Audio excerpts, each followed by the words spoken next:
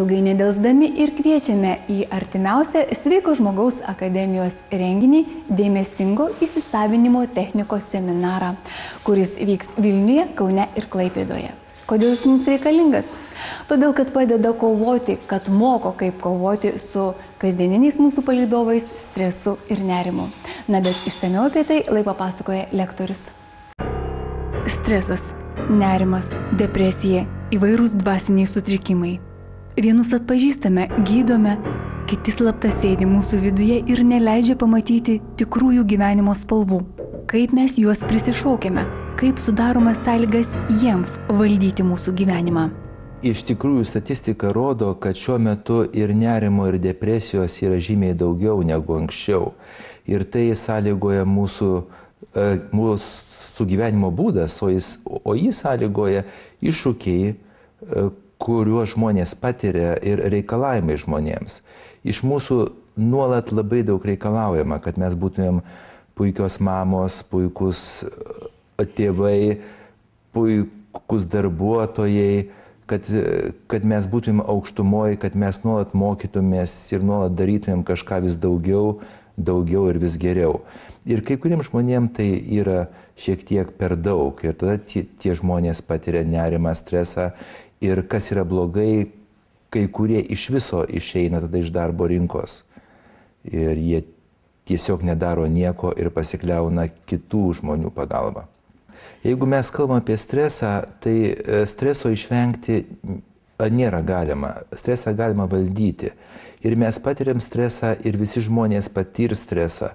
Ir patirs greičiausiai vis daugiau ir daugiau, nes mūsų gyvenimo tempas didės, iššūkių daugės. Ir mes vis daugiau jausimės įsprausti į kažkokius tai rėmus ir į kažkokius tai reikalavimus.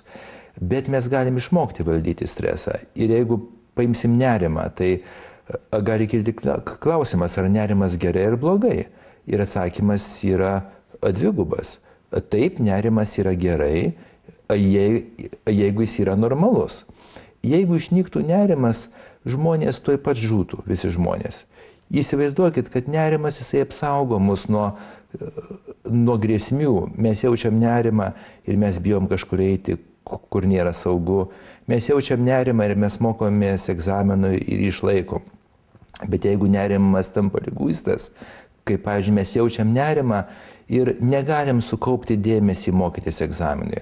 Arba dar blogiau, mes jaučiam nerimą ir neinam į egzaminą, tai toks nerimas yra liguistas ir jis mums trukdo. Tad kaip išmokti valdyti stresą ir nerimą, kurie turi daug pasireiškimo formų?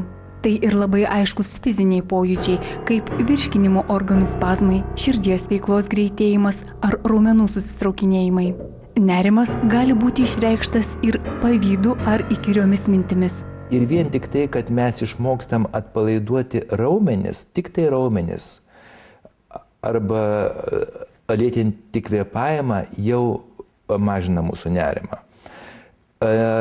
Nerimo mažinimui yra ypatingai svarbu įsisąmoninimas, ką mes tuo metu jaučiam, kokios mintys yra, kokie jausmai yra. Ir lyg tai iš šono pažiūrėjimas savo mintis ir savo pasakymas. Taip, aš jaučiu nerimą, aš jaučiu baimę, aš jaučiu nerimą, kad kažkas tai man atsitiks, kad mane išmes iš darbo, kad man sunku bus mokėti paskolą, arba aš gausiu blogą pažymį, arba susirgs mano mama, arba mano vyras, arba mano vaikas. Ir vien tik pažiūrėjimas toks, kad aš jaučiu nerimą dėl to ir dėl to, bet realybėje to dar nėra, jau vien tik mažina patį nerimą. Yra dar kitų būdų, tai yra tam tikras distancijos laikymasis. Tai aš jaučiu nerimą, bet aš lyg tai atsitraukiu ir aš kaip kitas žmogus galvoju, kaip tą nerimą mano būtų galima mažinti. Ir duodu savo patarimą kito žmogaus akimis ir kito žmogaus lūpomis. Tai irgi mažina nerimą. Ir aišku, yra labai daug specialių technikų mažinančių nerimą. Jeigu mes kontroliuojam stresą, mes natūraliai susiaurintą pažinimo lauką, nes streso metu mūsų jisai labai siaurėja ir mes galvojam tik tai, kaip išbėgti iš tenais arba kaip pulti agresyviai.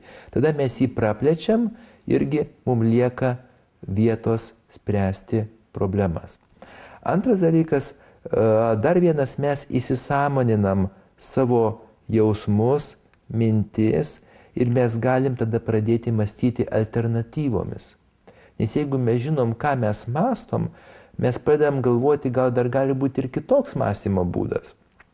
Ir patirtis rodo, kad gyvenime žmonės ir daugiau pasiekia tie, kurie žino daugiau galimybių išspręsti problemą ir mąstyti.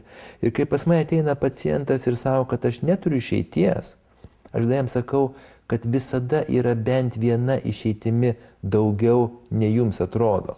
Kaip pamatyti tas išeitis, kaip išmokti valdyti stresą, didinti darbingumą ir mūsų pažintinius gebėjimus, taip stiprinant savo galimybės versle, darbe ir asmeninėme gyvenime.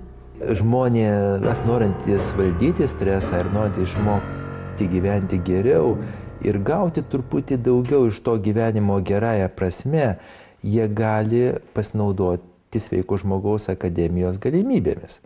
Nes nuo lapkričio mėnesio prasideda toks mokymų ciklas, renginių ciklas, kur mes mokysim būtent valdyti stresą labai praktiškai, labai konkrečiai. Mes vengsime visų bendrų frazių ir bendrų pasakymų, kaip tas yra naudinga ir kaip tas yra gerai, nes mes tikėsimės, kad ateis žmonės, kurie jau tą žino. Ir mes tos žmonės suteiksim jiems visas reikalingas žinias ir įgūdžius, kaip tą stresą valdyti praktiškai jiem. Ir pateiksime šiuolaikinio mokslo patvirtintas metodikas ir mokysim jų. Ir viena iš jų yra ypatingai šiuo metu pasaulyje besivystanti, tai taip vadinama dėmesingo įsisąmoninimo technika arba mindfulness-based stress reduction angliškai. Būtent šitą techniką mes pristatysim plačiau ir jos mokysim žmonės. Ir tai, kas daroma šiuo metu vakarų pasaulyje, jau bus prieinama ir mums. Ir dar kartą aš noriu akcentuoti, kad viena yra girdėti arba paskaityti, o kita yra pabandyti. Ir mes per savo mokymus ir seminarus mes padarysim tokias sąlygas, kad žmonės galėtų išbandyti visas metodikas, tos, kurios bus dėstamos, ir pažiūrėti, kas jam tinka daugiausiai ir nuo ko jis nori pradėti. Svarbu ir tai, jog šio seminaro ir praktinių užsiėmimų metu bus teikiami individualūs ir labai konkretūs patarimai kiekvienam norinčiam. Tai padeda sužinoti, kaip galima gauti didžiausią naudą, įdedant mažiausiai pastangų. Tik nugalėję stresą ir nerimą, įsisavinę realybę, mes mokomės gyventi čia ir dabar. Daugiau informacijos rasite www.sveikasžmogus.lt.